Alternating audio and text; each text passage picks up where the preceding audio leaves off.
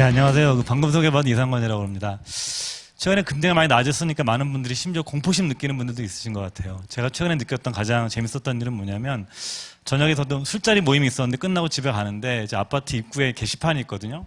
거기에 모 은행에서 특판 예금을 판다는 그 안내장을 붙여놨더라고요. 그 내용이 뭐냐면 2% 확정 이자를 준답니다. 근데 단 선착순으로, 그것도 금액이 5천만 원 이상인 사람만 빨리 왔을 때 2% 예금을 준다는 겁니다. 그 2%를 하더라도 사실 그게 세금을 빼고 나면 1%대거든요. 그러니까 사람들이 뭐냐면 그렇게 금리가 낮아졌을 때 이게 2%도 은행에서 특판을 해야만 가입하는 시대가 온 겁니다. 이 또 한 번 또 생각해 보셔야 될 게 뭐냐면 또 제형저축이라는 상품이 있습니다. 이게 1976년도에 나왔는데 얼마 전에 부활이 됐었죠. 이 상품이 처음 나왔을 때 그 제형저축 5년짜리 만기 수익률이 얼마 정도였었냐면 연 30%를 줬습니다. 지금 그게 뭐냐면 4% 받기도 어렵습니다. 자, 우리가 이렇게 금리가 이렇게 변한 것 자체가 도대체 어떤 의미가 있을까요? 그것이 만약에 또 1%가 된다 그러면 내 투자에, 내 돈에 어떤 의미를 가지고 있을까요? 그래서 여러분들과 같이 그거를 세 가지 키워드를 가지고 오늘 말씀을 나눠보려고 합니다. 그 첫 번째는 뭐냐면, 첫 번째 키워드는 이 현금 흐름. 약간 좀 거창한 얘기일 수 있지만 인간에게요, 종교나 이데올로기 문제를 빼놓고는 절대적인 것이 절대 있을 수가 없습니다. 특히 투자에 있어서는 극히 상대적입니다. 금리라는 것 자체는 기본적으로 돈의 가격을 얘기하는 겁니다. 금리가 낮다는 것 자체는 돈의 가격이 굉장히 떨어져 있다는 소리입니다. 두 번째는 뭐냐면 가격이 떨어져 있기 때문에 귀하지 않은 겁니다. 자본주의 시장이라는 것은 뭐냐면 희소하고 귀한 것에 높은 가격을 지불하고 흔하고 귀하지 않은 것에는 낮은 가격을 지불합니다. 금리가 낮아지게 되면 현금이란 자산에 대해서 높은 가격을 지불하지 않는 겁니다. 근데 이 현금이란 자산의 가치가 갑자기 떨어져 버리니까 상대적인 다른 가치가 올라갑니다.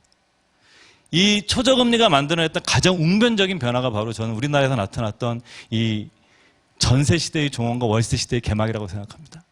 전 세계에서 전세 제도가 유일하게 유지됐던 나라는 우리나라밖에 없었습니다.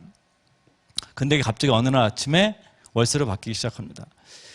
집값이 오른다는 전제가 있으면 사람들이 전세를 끼고 집을 삽니다.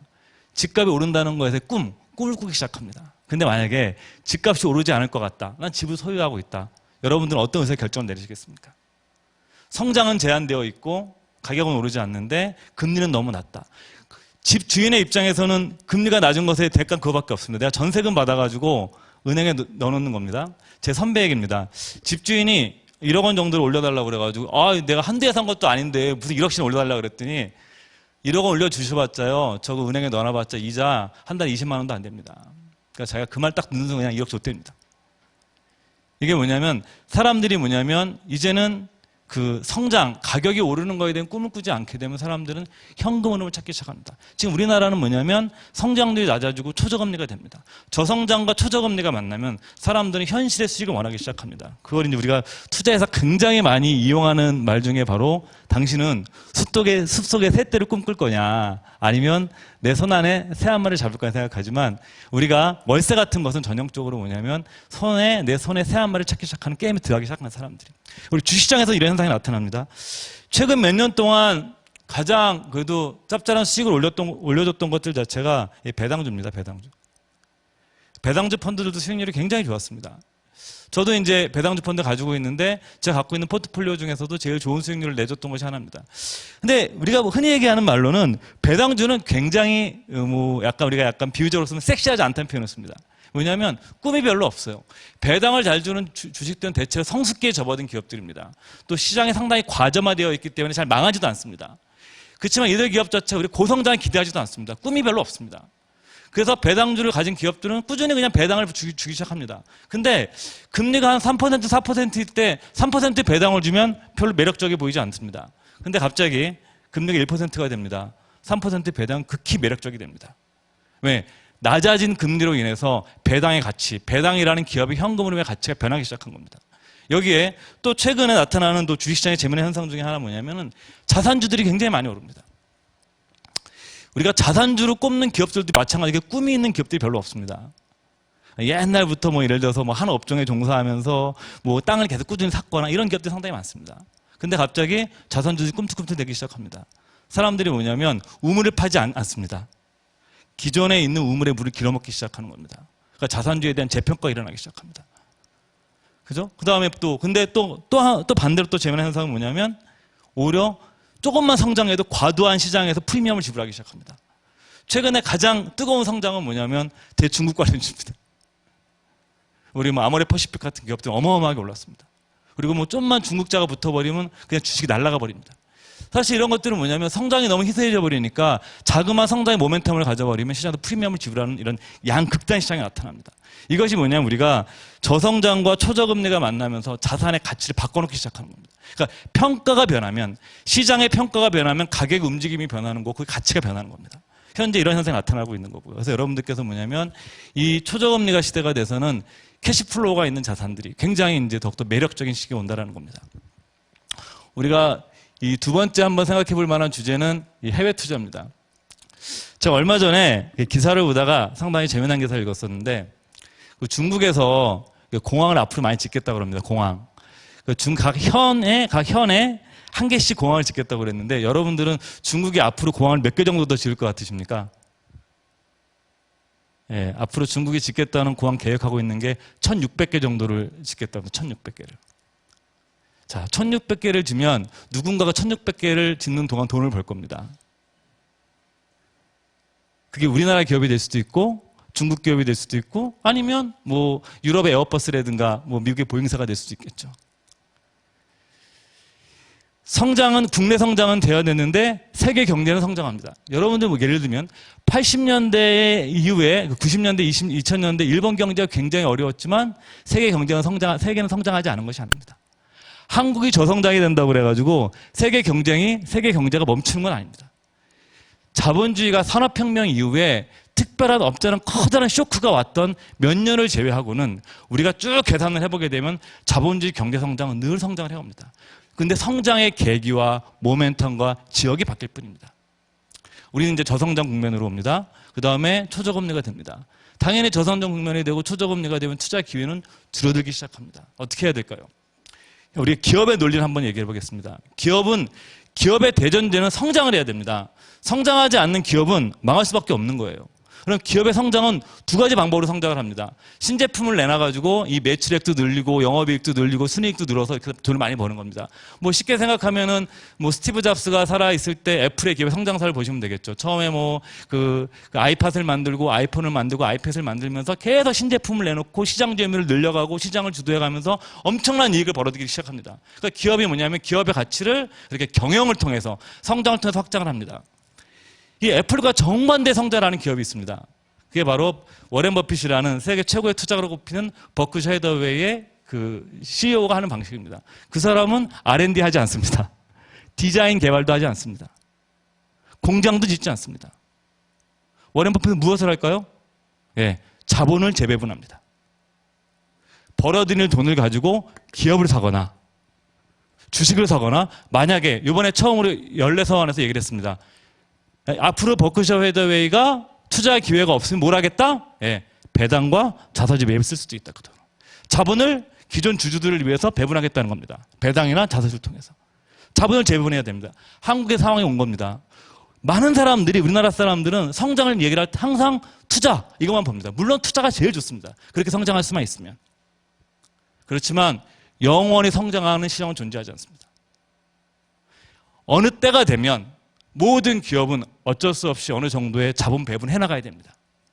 뭐 한국에서 그런 기업이 있었죠. 뭐 LG 계열사 중에 LG 생활건강 같은 기업 자체가 그 뭐 새로운 CEO를 임명해서 새로운 자본 배분을 해 나가고 기업들 M&A 하면서 주가가 엄청 올랐습니다. 한 오랜 기간 걸쳐서.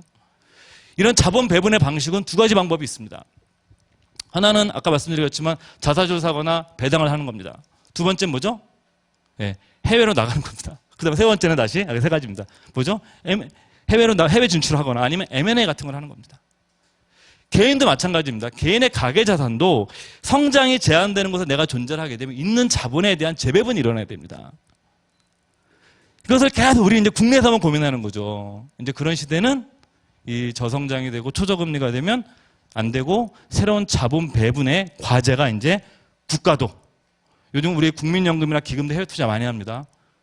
그렇게 자본 배분 해나가지 않으면 기본적으로 성장을 도모할 수 없기 때문에 그렇습니다. 기업들도 글로벌화되면서 투자를 하거나 아니면 M&A를 하거나 이렇게 바뀌어 나갑니다. 개인도 마찬가지로 그렇게 하지 나가면 이 어려운 시기를 헤쳐나갈 수가 없는 겁니다. 그래서 두 번째, 우리 초저금리 시대에 여러분들한테 말씀드리고 싶은 우리가 이제 두 번째 키워드가 바로 이런 글로벌 분산 투자입니다. 나가야 되는 겁니다. 또 나가서, 그럼 뭐 막 나가냐? 우리가 이제 나갈 때 몇 가지 생각들을 해야 됩니다. 어떤 것들 한번 생각해 볼까? 우리가 트렌드라는 것 자체를 인간이 모든 걸 예측할 수는 없습니다. 그렇지만 인간이 할 수 있는 건 뭐냐면 현재 존재하지만 미래에도 존재할 수 있는 것.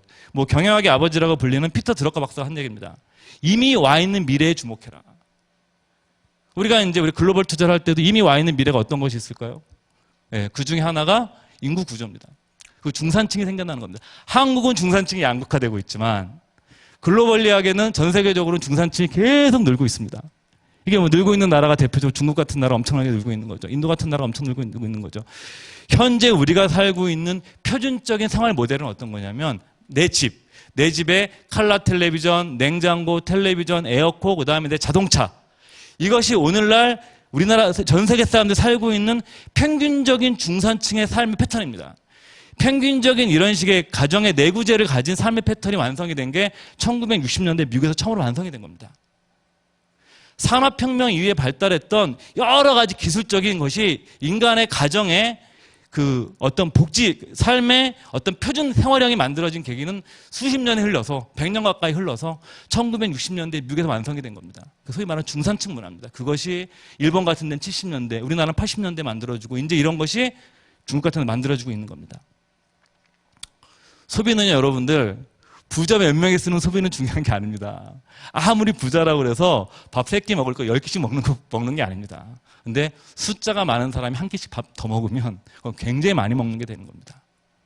최근에 우리나라에서도 그럼 이렇게 봐요. 예를 들어서 세계대 글로벌하게 중산층이 성장하고 중국 같은 성장한 건 어떻게 투자해야 되냐. 투자 쓰는 방법은 3가지가 있습니다. 우리가.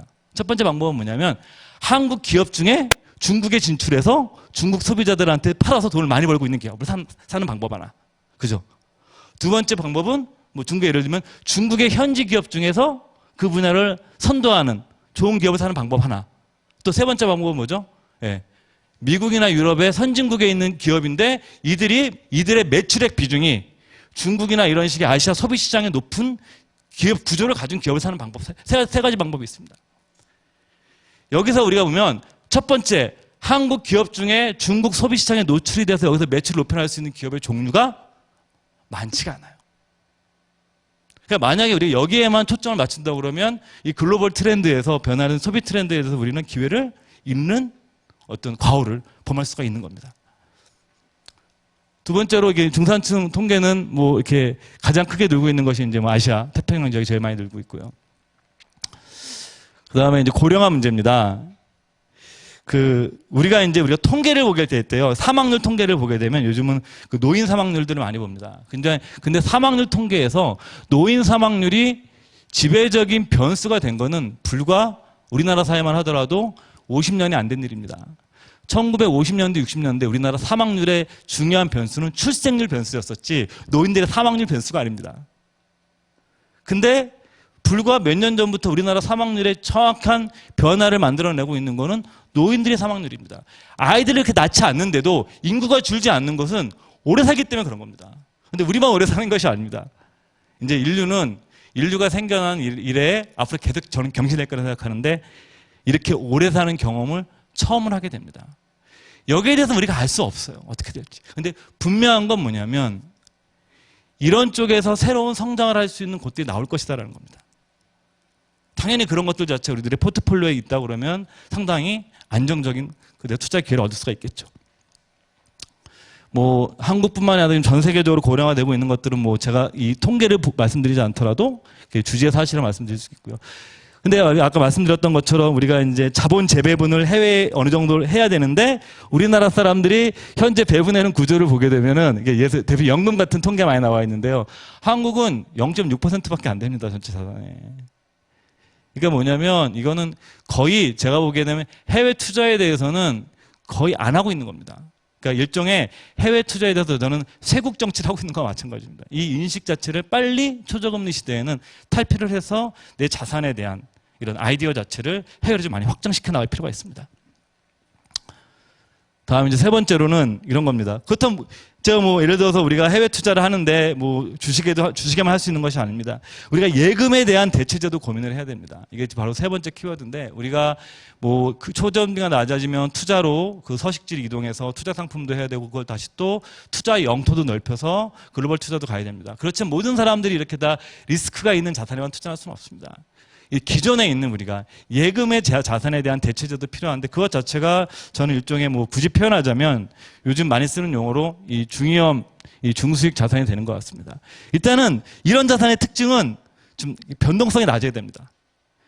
막 널뛰면은 사람들이 이런 자산을 은행의 예금의 대체제로 쓸 수가 없는 겁니다. 그러니까 이런 식의 상품 구조, 뭐 이런 식의 상품 구조들이 좀 많이 나오고 있는 거죠. 뭐 글로벌 해외 채권이라든가, 뭐 인컴형 펀드라든가. 왜냐하면 현금 흐름이 있으면, 채권이나 배당처럼 현금 흐름이 있으면 어떻습니까? 변동성을 낮추거든요. 그래서 이제 뭐 배당주 같은 경우에는 일반적인 주식에 비해서 변동성이 되게 낮습니다. 왜냐하면 너무 많이 주가가 빠져버리면 배당 수익률이 올라가니까 사람들이 자금이 다시 유입되는 현상이 나타나거든요. 그렇기 때문에 우리가 생각해 봐야 되는 것 중에 하나는, 이렇게 지금 1%의 예금을 대체할 수 있는 이런 중위험 중수익권 상품에서도 좀 보수적인 투자자분들은 관심을 가져야 된다라고 말씀을 드리고 싶습니다. 이제 결과적으로 제가 뭐 이 세 가지 정도를 다시 한번 저는 말씀드리려고 그러는데, 일단 우리가 금리가 낮아지면서 이 금리가 만들어내는 새로운 가치의 풍경이 변하고 있다는 겁니다. 가치는 절대 가치라는 건 존재하지 않고 상대 가치가 존재하는데, 그 상대 가치 첫 번째 변하는 것들 중에서 우리가 현금 흐름의 가치 자체가 재평가될 수밖에 없다는 겁니다.